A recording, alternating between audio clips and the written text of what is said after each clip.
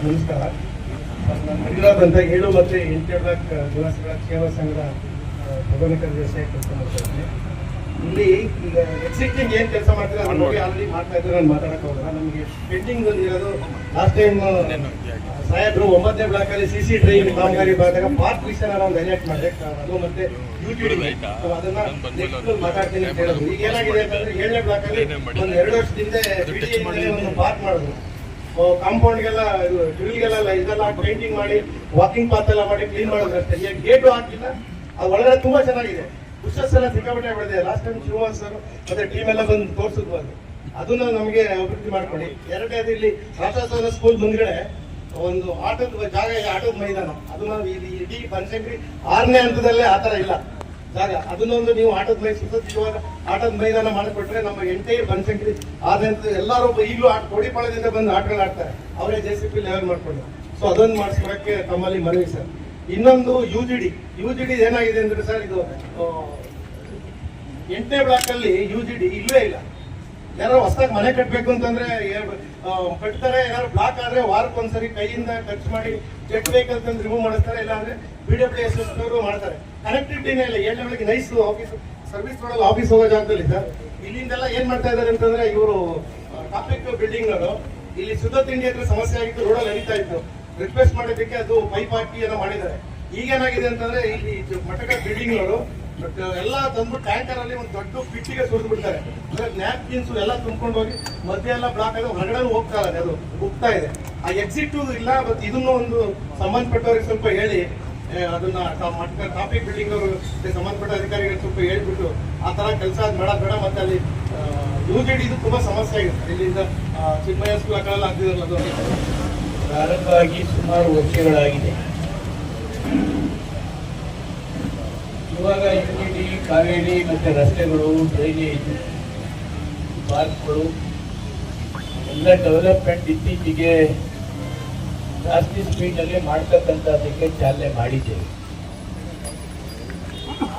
ಸುಮಾರು 233 ಕೋಟಿ ಹಣವನ್ನು ಬೆಂಗಳೂರು ಡೆವಲಪ್ಮೆಂಟ್ ಅಥಾರಿಟಿಯಿಂದ ಬಿಡುಗಡೆಯನ್ನು ಮಾಡಿಸಿದ್ದೇವೆ. ಮುಖ್ಯಮಂತ್ರಿಗಳು ಉಪಮುಖ್ಯಮಂತ್ರಿಗಳಾಗಿದ್ದಂಥ ಸಂದರ್ಭದಲ್ಲಿ ಬೆಂಗಳೂರು ಇನ್ಚಾರ್ಜ್ ಬನಶಂಕರಿಲಿ ಒಂದು ಕಾರ್ಯಕ್ರಮವನ್ನು ಏರ್ಪಾಡು ಮಾಡಿದಂಥ ಸಂದರ್ಭದಲ್ಲಿ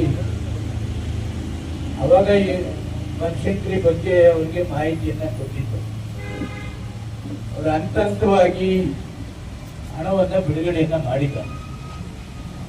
ಬಹುಶಃ ಈಗ 233 ಕೋಟಿಗೆ ಎಲ್ಲ ರಸ್ತೆಗಳು, ಡ್ರೈನೇಜ್ಗಳು, ಪಾರ್ಕಿಗೆ ಸಪರೇಟಿಗೆ ಒಂದು 30 ಕೋಟಿ ಹಣವನ್ನು ಬಿಡುಗಡೆಯನ್ನು ಮಾಡಿದ್ದಾರೆ.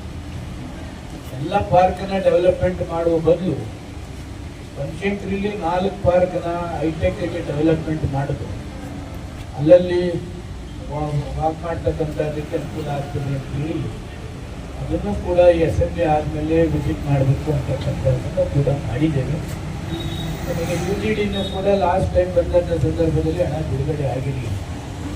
ಸುಮಾರು 13 ಕೋಟಿ ಹಣ ಬಿಡುಗಡೆ ಆಗಿದೆ. ಇನ್ನು ಮಿಕ್ಕ ಎಸ್ಟಿಮೇಟ್ ಎಷ್ಟಿದೆ ಅದನ್ನು ಕೊಟ್ಟು ಅದನ್ನು ಕೂಡ, ಯಾಕೆಂದ್ರೆ ಈಗ 3 ಗಂಟೆಗೆ ಮುಖ್ಯಮಂತ್ರಿಗಳು ಬೆಂಗಳೂರು MLAಗಳನ್ನು ಮೀಟಿಂಗ್ ಹೋಗಿದ್ದಾರೆ. ನಮ್ಮೆಲ್ಲರೂ 3 ಗಂಟೆಗೆ ಹೋಗಿದ್ದಾರೆ. ಅದಕ್ಕೆ ನಮ್ಮಲ್ಲಿರ್ತಕ್ಕಂಥದ್ದು ಕೆಂಪೇಗೌಡ ಬಡಾವಣೆ, ಬನಶಂಕರಿ, ನಮ್ಮ ವಿಶ್ವೇಶ್ವರಯ್ಯಗೆ ಹೆಚ್ಚು ಕಡಿಮೆ ಎಲ್ಲ ಆಗಿದೆ. ಅದು 20 ವರ್ಷ ಆಗಬೇಕು, ಇದು 20 ವರ್ಷ. ಅದಕ್ಕೇನೇನು ಪ್ರಾಬ್ಲಮ್ಸ್ ಇದೆ ನಿಮಗೆ ಗೊತ್ತಿದೆ. ಅಪ್ರಾಕ್ಸಿಮೇಟ್ ಆಗಿ ನನಗೆ 3 ಗಂಟೆ ಒಳಗೆ ನಾನೇ ಒಕ್ಕಲಿಗ ಅಂತೇಳಿ ನೀವು ಒಕ್ಕಲಿಗರು ಬರ್ರಿ ಯಾವತ್ತು ಬರ್ರಿ ಅಂತೇಳಿ ಇದುವರೆಗೂ ನಾನು MLA ಆಗ್ತಾ ಇದ್ದ, ಮಂತ್ರಿ ಆಗ್ತಾ ಇದ್ದೆ, ಯಾವತ್ತೂ ಮಾಡಲಿಲ್ಲ, ಭೇದ ಭಾವ ಮಾಡಲಿಲ್ಲ. ಮುಖ್ಯಮಂತ್ರಿಗಳು ಕೂಗಿದ್ದಾರೆ, ಅದೆಲ್ಲ ಡೀಟೇಲ್ಸ್ ಎಲ್ಲವನ್ನು ಕೂಡ ಕೊಡ್ತಾನೆ. 233 ಕೋಟಿ ಇಲ್ಲಿ ಸ್ಯಾಂಕ್ಷನ್ ಆಗಿದೆ, ಏನೇನೆಲ್ಲ ಕೆಲಸ ಕೂಡ ಆಗಿದೆ. ಇವತ್ತು 40 ಕೋಟಿಗೂ ಡಾಂಬರೀಕರಣ, ಬನಶಂಕರಿ ಎಲ್ಲೆಲ್ಲಿ ಕೆಲಸ ಆಗ್ತಿದೆ ಅದೆಲ್ಲವನ್ನು ಕೂಡ ನಾವು ನೋಡಬೇಕು. ಇನ್ನು ನೋಡಲಿಕ್ಕೆ ಕೂಡ ಆಗಲಿಲ್ಲ. ಕ್ಷೇತ್ರ ನಮಗೆ ಭಾರಿ ಹೊಡೆದಿದೆ. 6.5 ಲಕ್ಷ ಪಾಪ್ಯುಲೇಷನ್. ಈಗೇನು SR ಬಂದಿದೆ, SR ಅಲ್ಲಿ 2 ಲಕ್ಷ ಹೋಗಿದೆ. 2 ಲಕ್ಷ ಹೋಗಿ 4 ಲಕ್ಷ 4.5 ಲಕ್ಷ ಈಗ ಉಳಿದಿದೆ. ಅದು ಏರಿಯಾ ದೊಡ್ಡದಿದೆ, ಎಲ್ಲ ಹುಡುಕಿ ಪಡಿಕೆ ಮಾಡ್ತಕ್ಕಂಥದ್ದು. ನಿಮಗೆ ಗೊತ್ತು, 20 ವರ್ಷ ಆದಮೇಲೆ BDಯಿಂದ ಎಷ್ಟು ತರಬೇಕಾಗ್ತದೆ, ಎಷ್ಟು ಸಂಭವಿಸ್ತದೆ ಅಂತ ನಮ್ಮ ಅಶೋಕರು ಗೊತ್ತು. ನೆನ್ನೆ ಅಶೋಕರಿಗೆ BD ಚೇರ್ಮನ್ ಇಕ್ಕ ಬೈದರು. ಏನಿದೆಲ್ಲ ಎಷ್ಟೋ ವರ್ಷ ಆಗೋಗಿದೆ, ಈಗೆಲ್ಲ ದುಡ್ಡು ಕೇಳ್ತೀರಿ, ಅದು ಕೇಳ್ತೀರಿ, ಇದು ಕೇಳ್ತೀರಿ, ನಿಮ್ಮನ್ನ ಅಲ್ಲಿಂದ ಚೇಂಜ್ ಮಾಡ್ತೀನಿ ಅನ್ನೋ ಮಟ್ಟಕ್ಕೆ ಹೋಗಿದ್ದಾರೆ. ಆ ಪಿ ಡಿ ಎ ಚೇರ್ಮನ್ ಆದಂಥವ್ರಿಗೆ ಈ ಬನಶಂಕರಿ ಎಷ್ಟು ವರ್ಷ ಆಗಿದೆ, ಏನೇನು ಕೆಲಸ ಆಗಿದೆ, ಏನೇನು ಪೆಂಡಿಂಗ್ ಆಗಿದೆ, ಅದು ಯಾರ ಮುಖಾಂತರ ತಿಳ್ಕೋಬೇಕು? ಸಂಬಂಧಪಟ್ಟಂತೆ ಇಂಜಿನಿಯರ್ ಮುಖಾಂತರ ತಿಳ್ಕೋಬೇಕು. ಸುಮ್ಮನೆ ಎ ಸಿ ರೂಮಲ್ಲಿ ಕೂತ್ಕೊಂಡು 20 ವರ್ಷ ಆಗಿದೆ, ವಿಶ್ವೇಶ್ವರಯ್ಯ ಬಡಾವಣೆ 20 ವರ್ಷ ಆಗಿದೆ, 20 ವರ್ಷ ಆಗಿದೆ, ಏನ್ ಫೆಸಿಲಿಟೀಸ್ ಕೊಟ್ಟಿದ್ದಾರೆ ಅಂತ ಹೇಳೋರು ಯಾರು? ನಾವ್ ಹೇಳಿದ್ರೆ ರಾಜಕೀಯ ಅಂತಾರೆ. ಸಂಬಂಧಪಟ್ಟಂತ ಇಂಜಿನಿಯರ್ಸ್ ಕೇಳಬೇಕು. ಈ ಬನಶಂಕರಿ ಎಷ್ಟು ವರ್ಷ ಆಗಿದೆ, ಎಷ್ಟು ಜನ ವಾಸ ಮಾಡ್ತಿದ್ದಾರೆ, ಪ್ರಾಬ್ಲಮ್ಸ್ ಏನು, ಎಷ್ಟು ಹಣ ಬೇಕು ಬಿಡುಗಡೆ, ಯಾವಾಗ ಚೇರ್ಮನ್ ಬಂದ್ ಮಾಡಿದ್ದಾರೆ ಇಲ್ಲೆಲ್ಲ ಇಲ್ಲಿ. ಸುಮ್ಮನೆ ಎ ಸಿ ರೂಮಲ್ಲಿ ಕೂತ್ಕೊಂಡು ಮಾತಾಡ್ಸ್ಕೊಂಡು ಅದೇನ ಇದೇನು ಅಂತಂದ್ರೆ ಅದು ಆಗದೇ ಇರೋ ಕೆಲಸ. ಇವತ್ತು ಡೈರೆಕ್ಟ್ ಆಗಿ ನಾನು ಮುಖ್ಯಮಂತ್ರಿಗಳಿಗೆ ಹೇಳ್ತೇನೆ, ಇವತ್ತು ಬನಶಂಕರಿ ವಿಶ್ವೇಶ್ವರಯ್ಯ ಇದೆಲ್ಲ ಎಷ್ಟು ವರ್ಷ ಆಗಿದೆ ಅಂದ್ರೆ, ಈಗ ಬನಶಂಕರಿಯಲ್ಲೇ ಲಂಕಾಬಳ್ಳಿ ಫಾರೆಸ್ಟ್ ಮನೆ ಕಟ್ಟಿಬಿಟ್ಟಿದ್ದಾರೆ. ಫಾರೆಸ್ಟ್ ಪ್ರಾಬ್ಲಮ್ಸ್ ಇದೆ, 10-15 ವರ್ಷ ಆಯ್ತು. ಅವ್ನು ಯಾವನೋ ಒಬ್ಬ DF ಇದ್ದ ಹೋಗಿ ಹೊರದ್ದ, ಈಗ DCF ಬಹಳ ತೊಂದರೆ ಮಾಡ್ತಿದ್ದ. ಈಗ ಮನೆಗಳು ಕಟ್ಟೋರ್ಗೆ ಏನ್ ತೊಂದರೆ ಇದೆ? ಅದು BDNವರು ಅಲಾಟ್ಮೆಂಟ್ ಮಾಡೋರೆ, ಮನೆ ಕಟ್ಕೊಂಡವ್ರೆ. ನೀವು ಅಲಾಟ್ಮೆಂಟ್ ಮಾಡಿರ್ತೀರಿ, ಮನೆ ಕಟ್ಕೊಂಡವ್ರೆ. ಆಫೀಸರ್ಸ್ ಏನ್ ತೊಂದರೆ? ಈಗ ಬಂದು ನೀವು ಫಾರೆಸ್ಟ್ ಲ್ಯಾಂಡ್ ಅಂತಂದ್ರೆ ತಪ್ಪು ಯಾರ್ದದು? ಜನಗಳದ್ದೇನು ತಪ್ಪಿಲ್ಲ.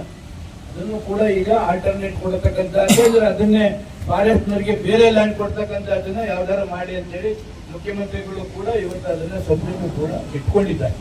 ಅದಕ್ಕೆ ಬನಶಂಕರಿದ ಏನೇನು ಪ್ರಾಬ್ಲಮ್ಸ್ ಇದೆ ಅದೆಲ್ಲವನ್ನ ಕೂಡ ಹಂತವಾಗಿ ಹಣ ಬಿಡುಗಡೆ ಮಾಡ್ತಕ್ಕಂಥದ್ದಕ್ಕೆ 233 ಕೋಟಿ ಬಿಡುಗಡೆಯನ್ನ ಕೂಡ ಮಾಡಿದ್ದೇವೆ. ಫಾಸ್ಟ್ ಆಗಿ ಕೆಲಸ ಕೂಡ ನಡೀತಾ ಇದೆ. ಇನ್ನೂ ಎಷ್ಟು ಹಣ ಬೇಕು ಅಂತಕ್ಕಂಥದ್ದು ಇವತ್ತೆಲ್ಲ ಕೊಟ್ಟರೆ ಅದನ್ನು ಮುಖ್ಯಮಂತ್ರಿಗಳಿಗೆ ಕೊಟ್ಟು ಈಗ ನೆಕ್ಸ್ಟ್ ಬೋರ್ಡ್ ಮೀಟಿಂಗ್ ಅಲ್ಲಿ ಕೊಡಿಸ್ತಕ್ಕಂಥ ಕೆಲಸ ಕೂಡ ಮಾಡ್ತೇವೆ. ಯಾಕೆಂದ್ರೆ ಬನಶಂಕರಿ ಸುಮಾರು 15-20 ವರ್ಷ ಎಷ್ಟು ಬೇಕು ನೀರಿಗೆ, ಕಾವೇರಿಗೆ,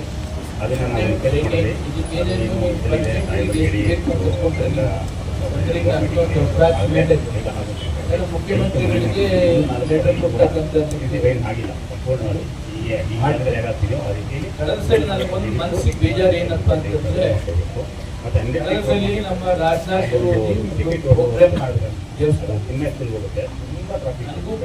ನಾನು ಮಹೇಶ್ ಅವರಿಗೆ ಫೋನ್ ಮಾಡಿ ಅಲ್ಲಿ ದಯವಿಟ್ಟು ಬನ್ನಿ ಅಂತ ಹೇಳಿದೆ. ನಾನೇ ಅದೊಂದು ಅಸೋಸಿಯೇಷನ್ ಅಲ್ಲಿ ಒಳ್ಳೆ ವಿಪರೀತ ಅಂತ ಹೇಳಿ ಮುಖ್ಯಮಂತ್ರಿಗಳಿಗೆ ಒಂದು ವಿಶೇಷ ವ್ಯಾನ್ ಅಲ್ಲಿ ಈಗ ಆಲ್ರೆಡಿ 4-5 ಜನ ನನ್ನನ್ನು ಕರೆದು ನಾನು ಹೋಗಿ ಮಾಹಿತಿಯನ್ನು ಹೇಳಿದೆ. ಮಳೆ ಬಂದಾಗ ದ್ವಾರಕನಾಥ್ ಅವರು ಅವರ ಮಗ ಇಲ್ಲಿ ಇರ್ತಕ್ಕಂಥ ಏನೇನು ಪ್ರಾಬ್ಲಮ್ಸ್ ಇದೆ ಎಲ್ಲವನ್ನ ಕೂಡ ಮುಖ್ಯಮಂತ್ರಿಗಳಿಗೆ ಮಾಹಿತಿಯನ್ನು ಅದನ್ನ ದ್ವಾರಕನಾಥ್ ಅವರು ಇಲ್ಲ ಇದನ್ನ ಬೇರೆ ಮಾಡಬೇಕಿದು ಪ್ರಾಬ್ಲಮ್ಸ್ ಇದೆ. ಅದನ್ನ ಅಸೋಸಿಯೇಷನ್ ಕೂಗ್ತೀನಿ. ಅಸೋಸಿಯೇಷನ್ ಒಬ್ಬರನ್ನ ಕೂಗಿ ಅದೇ ನಿಮ್ಮ ಅಸೋಸಿಯೇಷನ್ ಆಕ್ಸೆಪ್ಟ್ ಮಾಡ್ತಾರೆ. ಜಾತಿ ಬಿಟ್ಟು ಸರಿ ಹೊರಗಡೆ ಇರ್ತಕ್ಕಂಥದ್ದೇನು ಕೂತ್ಕೊಳ್ಳೋ ಜಾಗ ಇನ್ನೂ ಕೂಡ ಅವರು ಅಸೋಸಿಯೇಷನ್ 3-4 ಜನ ಅವ್ರಿಗೆ ಹೋಗ್ತೀನಿ ಅಂತ